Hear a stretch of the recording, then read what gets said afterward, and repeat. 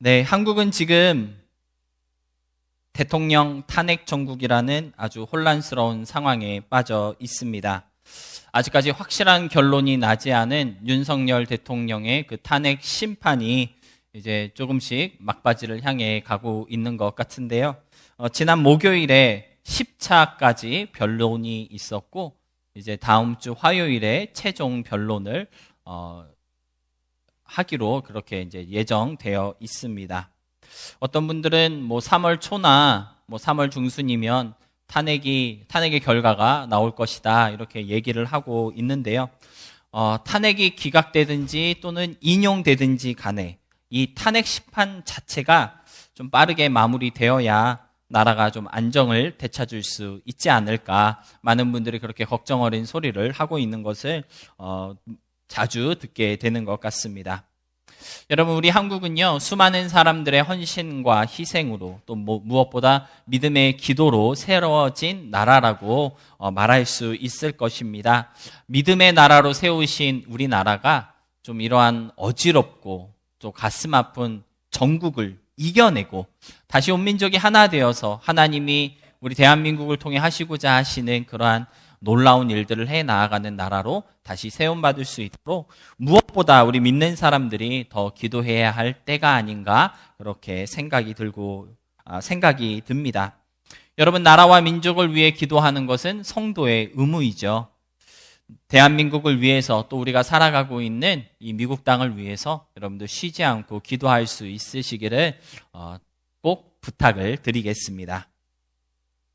여러분들, 탄핵 심판, 헌법재판소에서 진행되고 있는 탄핵 심판을 혹시 보신 적이 있으신가요? 이게 몇 시간씩 돼서 처음부터 끝까지 다 보기는 조금 힘든 면이 없잖아 있어서 저도 유튜브에 이렇게 짤막짤막하게 올라오는 그런 하이라이트들을 모아서 그렇게 보고 있는데, 이 헌법재판소의 탄핵 심판이 진행되는 동안 정말 수많은 말들이 오고 갔고요. 이 무엇보다 헌법재판소의 그 재판관들이 하시는 말 한마디에 국민들의 이목이 집중되고 있는 것을 볼 수 있는 것 같습니다. 이번 탄핵 심판에서 오고 갔던 수많은 말들 가운데 좀 이상하리만큼 제 마음 가운데 울림이 됐던 그러한 말이 하나 있었는데요. 바로 청구인 측, 국회 측 어떤 대리인이 했던 말이었던 것 같습니다. 그분이 이런 말을 했습니다. 말한 사람은 있는데 들은 사람은 없고, 들은 사람은 있는데 말한 사람은 없는 것처럼 증언들이 이어지고 있어서 참 안타깝다, 이러한 말을 하신 적이 있는데요. 이게 어떤 상황을 두고 했던 말이기 때문에, 또는 어떤 의미를 담고 있는 말이기 때문에 제 가슴에 이렇게 울림이 됐던 것이 아니고요. 제가 이 말을 들으면서 마치 하나님께서 성도들에게 하시는 말씀인 것 같다, 그러한 느낌을 좀 받았습니다. 말한 사람은 있는데 들은 사람은 없고, 들은 사람은 있는데 말한 사람은 없는 것처럼 우리들의 신앙생활이 참 그렇지 않을까, 좀 그러한 마음을 그러한 생각이 들었던 것 같은데요. 하나님은 분명히 말씀하셨는데 그 말씀을 들은 사람은 별로 없는 것 같고, 분명 하나님의 말씀을 들었다고 말은 하는데 살아가는 모습, 그들의 행동을 보니 도대체 어떤 말씀을 들은 것인지 알 수가 없는 이런 안타까운 신앙생활의 모습이 우리 가운데 참 많은 것이 아닌가, 그러한 생각이 이렇게 문득 들었던 것 같습니다. 여러분, 마태복음 11장 16절에서 17절에 보니까요, 이런 말씀이 있습니다. 이 세대를 무엇으로 비유할까? 비유하건대 아이들이 장터에 앉아 제 동물을 불러 이르되, 우리가 너희를 향하여 피리를 불어도 너희가 춤추지 않고 우리가 슬피 울어도 너희가 가슴을 치지 아니하였다 함과 같도다. 예수님을 영접하지 않고 배척하며 천국 복음을 거부하였던 당시의 유대인들을 보면서 예수님은요, 이 세대를 어떻게 비유할까, 어떻게 표현할 수 있을까, 이런 고민을 하셨다는 것이죠. 그리고 하신 말씀이 내가 피리를 불어도 춤추지 않는 세대, 내가 슬피 울어도 가슴을 치지 않는 세대와 같다, 이러한 말씀을 하셨다는 것입니다. 예수님이 피리를 불어도요, 듣지 않고 있다라는 것이죠. 예수님이 슬피 울어도 귀를 막고 있는 세대. 말하여도 듣지 않았고 들었다고 하지만 무엇을 들었는지 도통 알 수 없는 그러한 세대. 예수님을 배척하고 예수님을 거부했던 그 세대들의 모습이 바로 이러한 모습이었다고 마태복음은 우리에게 알려주고 있는 것입니다.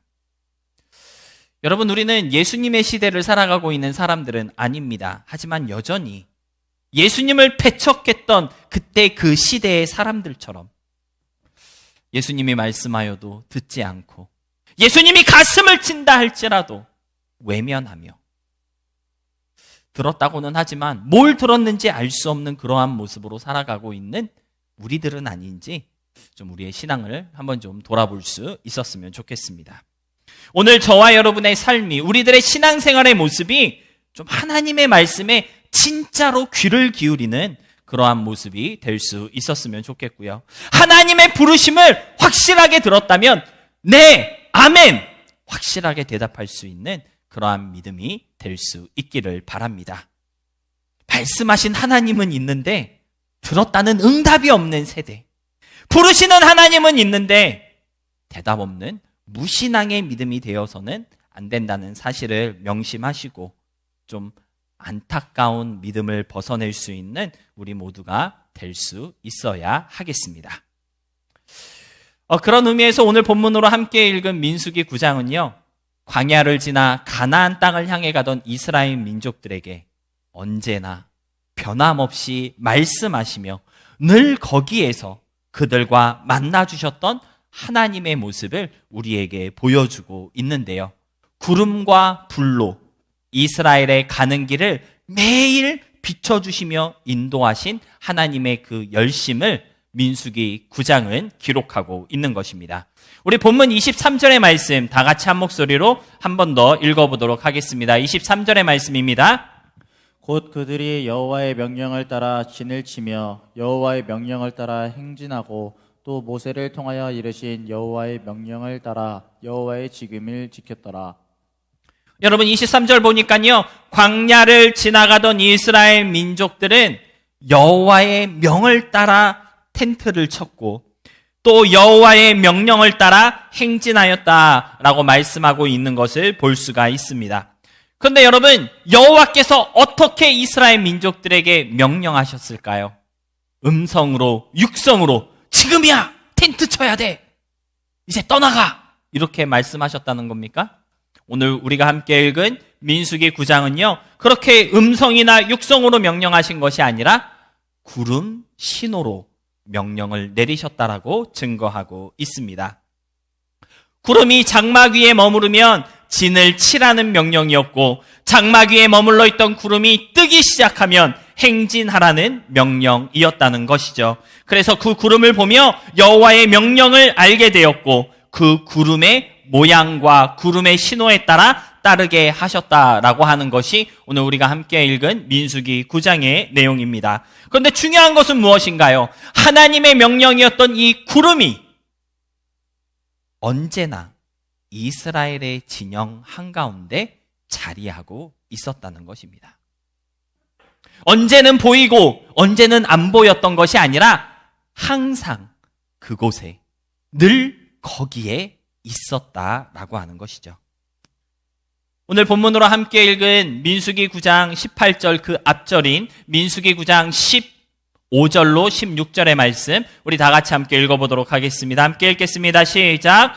성막을 세운 날에 구름이 성막 곧 증거의 성막을 덮었고 저녁이 되면 성막 위에 불 모양 같은 것이 나타나서 아침까지 이르렀으되 항상 그러하여 낮에는 구름이 그것을 덮었고 밤이면 불 모양이 있었는데, 여러분 성막이 세워진 그날부터 성막 위에는 항상 낮에는 구름, 밤이면 불이 있었다라고 성경은 기록하고 있습니다. 그러니까 낮이나 밤이나 항상 언제나 진영 한가운데 있었던 그 구름을 보면서 이스라엘 민족들은 무엇을 듣고 있었던 겁니까? 하나님의 음성, 하나님의 명령을 듣고 있었던 것이고 하나님을 만나고 있었던 것이고요. 이를 통해 내가 지금 무엇을 해야 하는지, 언제 해야 하는지를 늘 알 수 있었다는 것입니다. 앞에서 우리는 말한 사람은 있는데 들었다는 사람은 없는 아주 안타까운 신앙의 모습에 대해서 잠깐 나누었었는데요. 불 모양과 구름 모양으로 언제나 이스라엘 민족들과 함께 하셨던 그 하나님의 임재를 늘 거기서 목격하며 경험할 수 있었던 이스라엘 민족들 가운데에는요, 그런 안타까운 신앙은 찾아볼 수 없었다는 것입니다. 하나님의 구름이 늘 거기 있었기 때문에 하나님의 말씀을 늘 듣는 사람밖에 없었다는 것이죠. 하나님은 말씀하셨는데 듣지 못했다고 하는 사람은 한 사람도 없었다는 것입니다. 사랑하는 성도 여러분, 하나님의 명령대로 살아가는 삶, 하나님께서 인도하시는 대로 진을 쳐야 할 때 진을 치고 행진해야 할 때 행진하는 그러한 우리의 인생이 되기 위해서는요, 우리도 이스라엘 민족들처럼 구름 신호를 잘 볼 수 있어야 합니다. 구름 신호를 잘 보는 사람, 그것을 놓치지 않는 사람이 되어야 하나님의 명령대로 잘 따르고 잘 살아가는 사람이 될 수 있기 때문이라는 것이죠. 그렇다면 저와 여러분이 봐야 하는 이 구름 신호, 무엇을 말하는 것일까요? 이 구름 신호는 우리에게 무엇을 말해주는 신호일까요? 오늘 본문 말씀을 중심으로 이 구름 신호에 대해서 우리 두 가지로 크게 함께 생각해 보도록 하겠습니다. 첫 번째로 구름 신호는요, 바로 하나님의 임재를 알려주는 신호이었습니다. 언제 어디서 무엇을 해야 하는지 이스라엘 민족들의 삶을 이끌고 지도했던 그 구름 신호는요, 이스라엘의 진영 가운데 하나님이 함께하고 있음을 증거하는 그러한 신호이었다라고 하는 것인데요. 민수기 14장 14절에 이러한 말씀이 있습니다. 제가 한번 읽어보겠습니다. 이 땅 거주민들에게 전하리라. 주 여호와께서 이 백성 중에 계심을 그들도 들었으니 곧 주 여호와께서 대면하여 보이시며 주의 구름이 그들 위에 섰으며 주께서 낮에는 구름 기둥 가운데서 밤에는 불 기둥 가운데에서 그들 앞에 행하시는 것이니라. 이게 무슨 말씀이냐면요, 이스라엘 민족들과 함께 하고 계신 그 여호와 하나님, 애굽을 거진 멸망 가까이까지 몰고 갔던 그 능력 있는 하나님, 홍해 바다를 갈랐던 그 하나님이 이스라엘 민족들과 함께하고 있음을 이방 나라 사람들이 어떻게 알았다는 거예요? 그들과 늘 함께하고 있는 구름 기둥, 불 기둥을 보면서 알 수 있었다라고 하는 것입니다. 언제나 항상 그들 가운데 있었던 그 구름과 불 기둥은요, 여호와께서 함께하고 있다는 증거이었고요. 그 임재가 지금도 계속되고 있다는 것을 보여주는 확실한 증표이었다는 것이죠. 그래서 여러분, 민수기 12장 9절로 10절의 말씀을 보면요, 재밌는 게 하나님께서 이스라엘한테 진노하셨어요. 그래서 하나님이 이스라엘을 떠나버리셨습니다. 그랬더니 구름도 떠나갔다라고 하는 기록이 있는 것을 볼 수가 있는데요. 한번 읽어볼까요? 여호와께서 그들을 향하여 진노하시고 떠나심에 구름이 장막 위에서 떠나갔다, 이렇게 말씀하고 있는 것을 볼 수가 있습니다. 그러니까 이스라엘 민족들 한가운데 늘 있었던 그 구름 신호는 곧 무엇을 알려주는 신호이었던 것입니까? 바로 하나님의 임재를 보여주는 신호이었다라는 것입니다. 우리 가운데 항상 거하시는 하나님, 우리와 동거동락하시는 하나님, 단 한순간도 우리를 떠나시지 않는 그 하나님의 친밀하심을 무엇으로 보여주었다는 거예요? 구름 신호로 알려주고 보여주었다라고 하는 것입니다. 그렇다면 사랑하는 성도 여러분, 오늘을 살아가는 저와 여러분은 무엇으로 하나님이 이처럼 친밀하게 우리의 삶 가운데 함께하고 계심을 볼 수 있고 알 수 있을까요? 우리의 삶 속에서 발견되는 하나님의 임재의 신호는 과연 무엇이며, 우리는 무엇으로 하나님이 지금 나와 함께하고 있음을 알 수 있고 고백할 수 있을까요? 오늘 본문이 우리에게 알려주고 있는 가장 분명한 메시지는요, 구름 신호가 항상 언제나 늘 거기에 있었다는 것입니다. 어떤 특별한 임재의 신호가 따로 있는 것이 아니라 하나님이 항상 함께하고 계시다는 그 증거가 늘 거기에 있었다는 것이고요. 그러한 증거를 한 번도 안 준 적이 없다는 사실을 오늘 본문은 우리에게 말해주고 있다는 것이죠.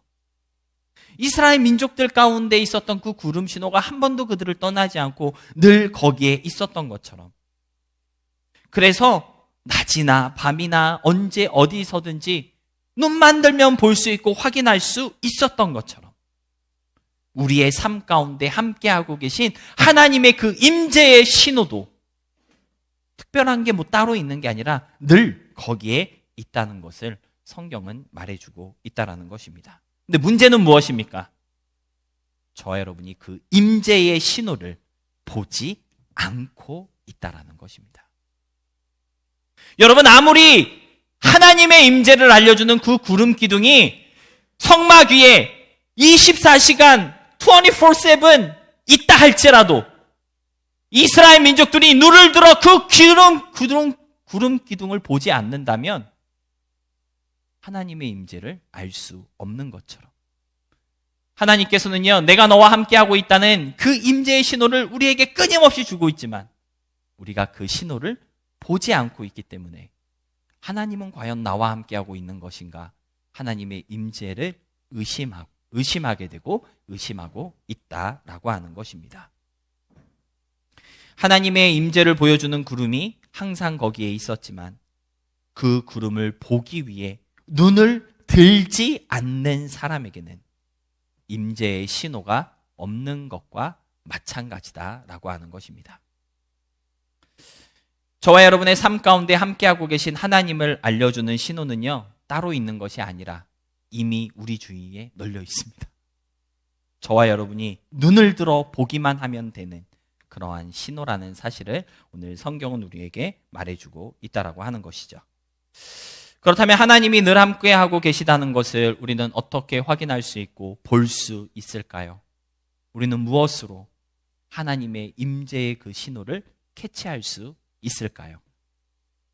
저와 여러분이 너무나도 잘 알고 있는 성경 구절이죠. 신명기 4장 7절의 말씀은 바로 기도할 때 그 신호를 보게 된다고 말씀하고 있습니다. 우리 함께 읽어보도록 하겠습니다. 함께 읽겠습니다. 시작. 우리 하나님 여호와께서 우리가 그에게 기도할 때마다 우리에게 가까이 하심과 같이 그 신이 가까이 함을 얻은 큰 나라가 어디 있느냐.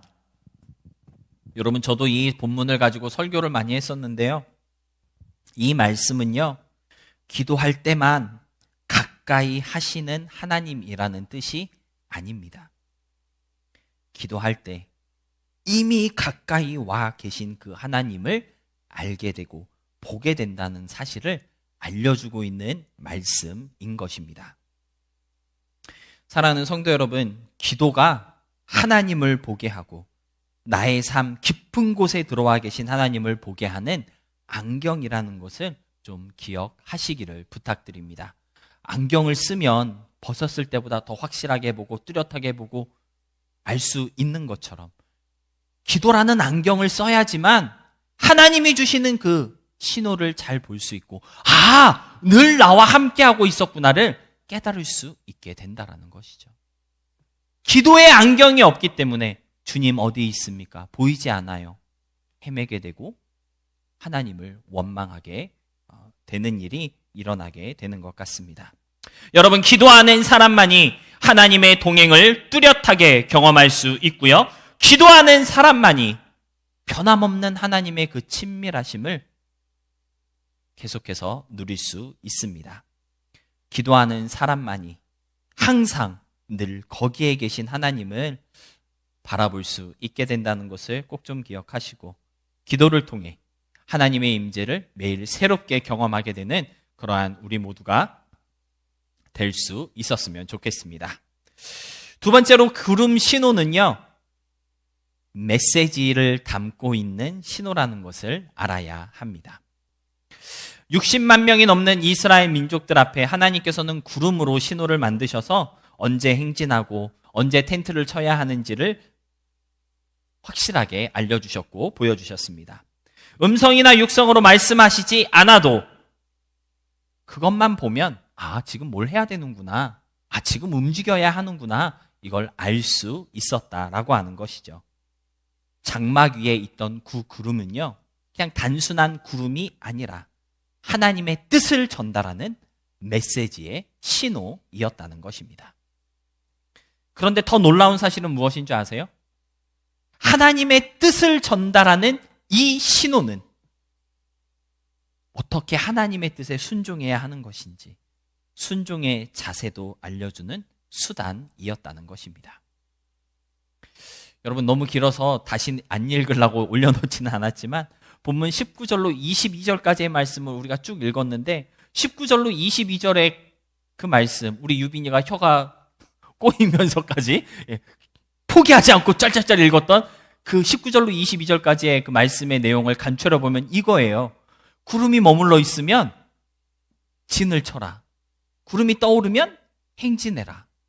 하룻밤만 머물러 있으면 하룻밤만 진을 치고, 하루고 이틀이고 일주일이고 한 달이고 1년을 머물고 있으면 절대로 움직이지 말고 그냥 그곳에 계속 머물러 있어라. 이러한 명령을 하셨다는 것이 본문 19절로 22절까지의 내용입니다.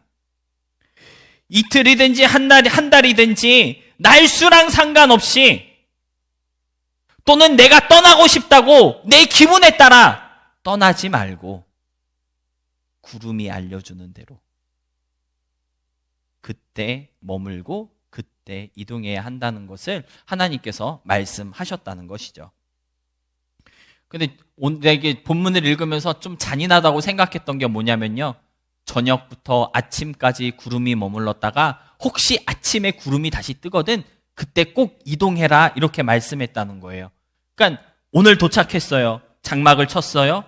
편히 쉬었어요. 다음날 눈 떴는데 구름이 떴어요. 그러면 다시 짐 챙겨서 떠나야 된다는 거예요. 여러분, 장막을 치고 걷는다는 게요, 얼마나 어려운지를 아셔야 합니다. 여러분, 우리 출애굽기 읽었고 레위기 읽었죠? 여기서 말하는 장막은요, 우리가 캠핑 가서 치는 원터치 텐트가 아니에요. 원터치 텐트도 폈다가 접었다 하려면 되게 힘들거든요. 우리 애들 3명 다 데리고 하면은 하루 종일 쳐야 됩니다. 원터치 텐트인데도. 근데 오늘 본문에서 말씀하고 있는 이 장막은요, 여러 가지 가죽으로 층층이 겹겹이 줄을 빳빳하게 당겨가면서 쳐야 했던 아주 수고롭고 힘든 그러한 작업을 요구하는 장막이라는 사실을 우리가 알아야 한다라는 것입니다. 그런데 저녁부터 아침까지 있다가 아침에 구름이 떠오르면 그 수고를 되풀이하면서라도 장막을 거두어야 했다고 성경은 우리에게 말해주고 있다라고 하는 것이죠. 그리고요, 하루나 이틀이나 일주일이나 한 달이나 1년 동안 혹시 구름이 안 떠오르면 그냥 계속 거기에 있어야 된다 그랬잖아요. 여러분, 사막에서 한 곳에 오래 있는다는 것은 사실 되게 불편한 일입니다. 모래도 많고 흙도 많으니 텐트 안으로 얼마나 들어오겠어요. 그렇죠? 집안이 단단하지 않으니까 분명 내가 처음에 텐트를 칠 때는 평평한 땅이었는데 살다 보면 한쪽이 꺼질 수도 있습니다. 집안이 약하기 때문에. 그러니까 이게 한 곳에 오래 머물러 있다는 것이요, 삶의 질을 상당히 떨어뜨리고 불편한 게 점점 쌓이게 하는 그러한 일이라는 것을 알 수가 있다라고 하는 것이죠. 하지만 그럼에도 불구하고 불편해 죽겠어, 더러워 죽겠어, 떠나고 싶어. 그래도 구름이 떠오르지 않으면 절대로 행진할 수 없었다. 오늘 본문은 우리에게 그러한 사실을 알려주고 있는 것입니다. 광야에서의 삶이 힘들고 어렵고 고단하지만 내 감정과 내 의지대로, 기분대로 장막을 옮길 수 없었다는 거예요. 살아가는 환경이나 머무는 자리에 좋고 나쁨이 장막을 옮기는 기준이 아니었다라는 것입니다.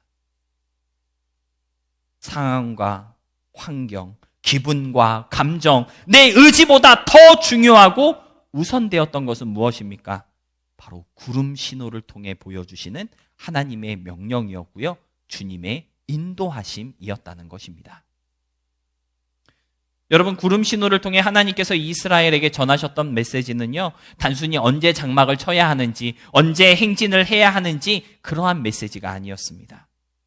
조금 힘들고 어렵고 네 기분과 네 감정과 너가 생각하는 그 모든 계산을 다 뛰어넘는다 할지라도 그냥 나만 믿고 따라와라. 그러한 메시지를 하나님께서는 구름 신호를 통해 이스라엘 민족들에게 보내고 계셨다라고 하는 것이죠. 얼만큼의 시간이 흘렀는지, 그 시간이 짧았는지 길었는지 그런 것이 중요한 것이 아니라는 겁니다. 여호와의 인도하시는 그 구름 신호가 함께하고 있다면 그것이 중요한 것이다. 그것만 바라봐야 한다라는 것이 바로 이 구름 신호의 핵심 내용이었다는 것이죠.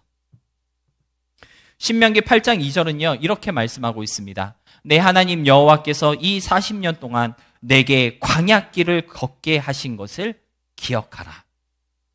이는 너를 낮추시며 너를 시험하사 내 마음이 어떠한지 그 명령을 지키는지 지키지 않는지 알려 하심이었다라고 기록하고 있습니다. 광야 40년의 시간 동안 구름 신호로 그들의 길을 인도하시며 광야길을 걷게 하신 것은 다른 목적이 있었던 것이 아니라 하나님의 명령을 지키는지 지키지 않는지를 알기 위해서, 또는 하나님의 명령만 따라가면 되는구나, 그 사실을 깨닫게 하시기 위해서이었다라는 것입니다. 환경은 변할 수 있고 기분은 변덕되며 저와 여러분의 생각과 판단이 불안해질 수도 있지만 시간에 촉박해가지고 이러다가 뭐 되는 거 아니야? 그렇게 좀 나쁜 생각이 들 수도 있겠지만 그 모든 것을 뛰어넘는 하나님만 온전히 바라보며 의지하게 하시기 위해서 주님은 구름 신호를 이스라엘 민족들에게 허락하셨다는 것입니다. 사랑하는 성도 여러분, 하나님의 인도하심은요, 우리의 상황과 환경을 뛰어넘고요, 내 생각과 느낌과 감정보다 크다는 것을 아셨으면 좋겠습니다. 환경이 좋다고 해서 하나님의 뜻이라고 말할 수 없다라는 거예요. 환경이 나쁘다고 해서 하나님의 뜻이 아닌가? 그렇게 말할 수도 없다라는 것이죠. 왠지 모르게 기분 좋은 그러한 어떤 결정들, 그러한 일들일지라도 그 길이 하나님의 길이 아닐 수도 있고요. 뭔가 불안하고 찜찜한 길이지만 오히려 그러한 길이 하나님이 가게 하신 길일 수도 있다는 것을 알 필요가 있다는 것입니다. 그걸 알게 하시기 위해서 구름 신호만 바라보라고 하신 거예요. 얼마나 피곤했겠어요. 16시간 전에 장막을 쳤는데 또 거두라 그러네. 그렇잖아요. 장막 친 지 1년이나 됐는데 왜 가라고 안 그러시지? 시간과 환경이 중요한 게 아니라는 것이죠. 인도하시는 하나님, 그 하나님만 바라보는 것, 그것이 중요하다라는 것입니다.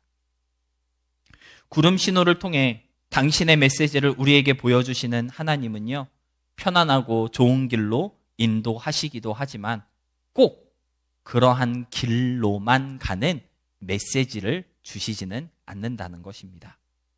가끔은 짜증나고, 가끔은 힘에 부치고, 가끔은 너무 생뚱맞고, 가끔은 우리의 생각과 판단과 의지에 정면으로 부딪히는 그런 메시지를 보여주시는 하나님이시기도 하다라고 하는 것을 좀 우리가 잊지 않고, 그런 모든 순간과 환경 속에서도 오직 주님만 바라보며 순종하는 마음과 믿음을 지켜내는 저와 여러분이 될 수 있었으면 좋겠습니다. 여러분, 성경 말씀을 이렇게 쭉 볼 때 좀 하나님의 이러한 인도하심을 정면으로 맞았던 성경 인물이 한 명 있는 것 같습니다. 고민을 해봤는데 아무리 생각해도 욥밖에 생각이 안 나더라고요. 정말 말도 안 되는 메시지, 말도 안 되는 상황 속에서 말도 안 되는 일들을 겪어야 했던 이 욥. 근데 이 욥이 어떻게 무슨 고백을 했는지 아십니까? 제가 좋아하는 성경 구절 중에 하나인데 욥기 23장 10절 말씀 우리 다 같이 함께 읽어보도록 하겠습니다. 함께 읽겠습니다. 시작. 그러나 내가 가는 길을 그가 아시나니 그가 나를 단련하신 후에는 내가 순금같이 되어 나오리라. 여러분, 우리가 걸어가는 그 길을요, 우리는 다 알지 못합니다. 그리고 왜 이런 길을 가게 하시는 것이지? 이해가 안 될 때가 진짜 많이 있어요. 근데 그 길을 걸어갈 때 저와 여러분이 가져야 하는 마음가짐은요, 그러나 그가 나를 단련하신 후에는 내가 순금같이 되어 나올 것이다 라고 하는 이 믿음의 고백이 아닐까 생각이 되어집니다. 하나님의 인도하심, 구름 신호로 보여주시는 하나님의 그 친밀하심을 여러분 좀 기억하시고, 인도하시는 대로 묵묵히 그 길을 걸어갈 수 있는 순결한 믿음의 사람들이 다 될 수 있음으로써 정말 하나님 앞에, 옛날 성경에는 정금이라고 나왔었는데 저는 정금이라는 그 표현이 더 좋은 것 같아요. 정금 같은 믿음으로 좀 나오게 될 수 있는 우리 더 나누는 교회 모든 성도님들이 될 수 있었으면 좋겠습니다. 말씀을 정리하겠습니다. 우리 마지막으로 본문 23절 말씀 다시 한번 함께 읽어보도록 하겠습니다. 함께 읽겠습니다. 시작. 곧 그들이 여호와의 명령을 따라 진을 치며 여호와의 명령을 따라 행진하고 또 모세를 통하여 이르신 여호와의 명령을 따라 여호와의 지금을 지켰더라. 구름 신호에 따라 행진하며 여호와의 명령에 따라 순종하며 행동했던 이스라엘의 모습을 지켜보던 모세는요, 이스라엘의 그 모습을 어떻게 묘사하고 있습니까? 여호와의 직임을 잘 지키고 있다, 그렇게 표현해낸 것을 우리가 볼 수가 있습니다. 여러분, 직임이 무슨 뜻인지 아십니까? 직임, 직책, 직업. 네, 직책, 직업, 그러한 뜻이 맞는데 거기 하나가 더 있어요. 직책, 직업에 따라 주어진 임무라는 뜻이에요.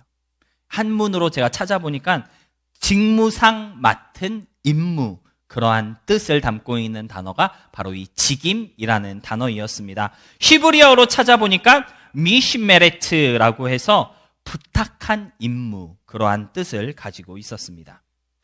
여러분, 하나님께서 구름 신호를 통해 그의 임재하심을 알리시고 언제 무엇을 어떻게 해야 하는지 자신의 뜻을 보여주실 때 그 신호에 맞춰 행동하고 움직이며 순종하는 것, 그것이 우리의 임무라고 본문 23절은 알려주고 있다는 것을 알 수가 있는 것 같습니다. 그냥 하나님이 함께하고 있구나, 기도하면 하나님이 함께하심을 알 수가 있는 거구나, 그냥 그렇게 깨달았다고 그게 다가 아니라는 거예요. 깨달았다면 함께하심을 누려야 할 임무가 우리에게 주어져 있다라는 것입니다. 환경과 기분대로 움직이며 살아갈 것이 아니라 인도하시는 그 신호에 맞춰서 나의 인생의 스텝으로 옮겨야 하는 것이구나, 알게 됐다면 아는 것에 그치는 것이 아니라 그렇게 살아가야 할 임무를 하나님께서 우리에게 주셨다라고 하는 것입니다. 구름 신호의 의미와 뜻을 알게 하신 대로 그 명령에 따라 행동하는 것, 그것이 바로 저와 여러분에게 주신 하나님의 직임이라는 것입니다. 여러분, 지난 한 주 동안 얼마나 기도하셨습니까? 하나님과 많이 소통하셨나요? 혹시 내 기분대로 신앙생활의 결을 바꾸거나 믿음으로 살아가는 우리들의 모습이 어지럽게 헝클어지거나 그러지는 않았습니까? 하나님의 약속과 인도하심을 의지하며 살아가기보다는 주어진 환경과 그 상황 속에 흔들리면서 현실에 물들어갔던 우리의 모습은 없는지 돌아볼 수 있기를 원합니다. 오늘 함께 나눈 이 말씀대로 살아가는 것, 민수기 9장을 통해 깨닫게 하신 이 메시지대로 살아내야 하는 것이 바로 저와 여러분의 직임이며 우리의 임무라는 것을 꼭 좀 기억하시고, 단 한 주만이라도 이 말씀처럼 살아가기를 노력할 수 있는 저와 여러분이 될 수 있었으면 좋겠습니다. 직임이라는 표현도 참 도전이 됐던 표현인데 그 뒤에 지켰더라라고 하는 표현도 참 우리에게 위로가 되는 것 같습니다. 여러분, 직임을 지켰다라고 하는 말은요, 임무를 잘 완성했다라는 뜻이 아닙니다. 임무를 잘 시행하지 못했다, 그러한 평가를 내고 있는 말도 아닙니다. 그냥 맡은 바 임무를 다했다, 그냥 아주 평범하게 그냥 그 사실을 말하고 있는 표현이라는 것에 저는 좀 위로가 됐던 것 같습니다. 하나님은요, 저와 여러분에게 맡겨진 임무를 최선을 다해 완전하고 퍼펙트하게 이루어내야 한다라고 요구하지 않으셨다라는 거예요. 그냥 그 임무대로 지켜 행하기만 해라, 그러한 말씀을 우리에게 들려주고 계신 것 같습니다. 기도하라 하셨으니 뭐 하면 되죠? 기도하면 된다는 거예요. 주님, 큰 소리 치면서 막 멋있는 표현을 써가면서 2시간, 3시간 기도하면 더 좋겠죠, 용우가. 근데 그렇게 하지 못해도 괜찮다는 거예요. 하나님이 너 금식 기도해 라고 얘기하셨으면, 금식 기도하라는 말씀도 있긴 하지만 금식 기도 해야겠지만 기도하라 그랬잖아요. 기도하면 된다는 거예요. 물론 1시간 기도할 수 있고 2시간 기도할 수 있으면 너무 좋겠지만, 그렇게 기도 안 하고 하나님, 나는 5분밖에 기도를 못할 것 같아요, 그래도 괜찮다는 거예요. 왜? 기도하라 하셨으니까. 기도가 임무라는 것입니다. 환경과 기분 말고 하나님만 의지하라 하셨으니까 좀 하나님만 바라보고 그의 임재하심을 기대하며, 과연 하나님이 원하시는 것은 무엇일까 헤아릴 수 있는 그러한 어떤 마음, 그러한 자세가 바로 우리가 지켜야 할 우리의 임무라고 하는 것입니다. 물론 하나님의 뜻대로 살아가지 못할 수도 있고요, 하나님이 기대하신 대로 걸어가지 못해 넘어질 때도 분명히 있을 수 있습니다. 그런데 그 임무를 지키기 위해 걸어갔던 그 발걸음, 그 노력, 그 땀방울은 주님이 기억하시고 임무를 지켰다라고 말씀해 주신다는 것이죠. 단순하고도 간결한 임무대로 살아가는 그러한 저와 여러분의 이 한 주가 될 수 있었으면 좋겠고요. 그래서 다음 주일에 우리가 다시 모일 때 정말 여호와의 직임을 지켰다, 이렇게 칭찬받기에 전혀 부족하지 않은 그러한 하나님의 자녀들로 다시 주님 앞에 모여서 찬양하며 주님께 영광 돌릴 수 있게 되는 그러한 우리 더 나누는 교회 귀한 공동체가 될 수 있기를 진심으로 소망하며 축복합니다.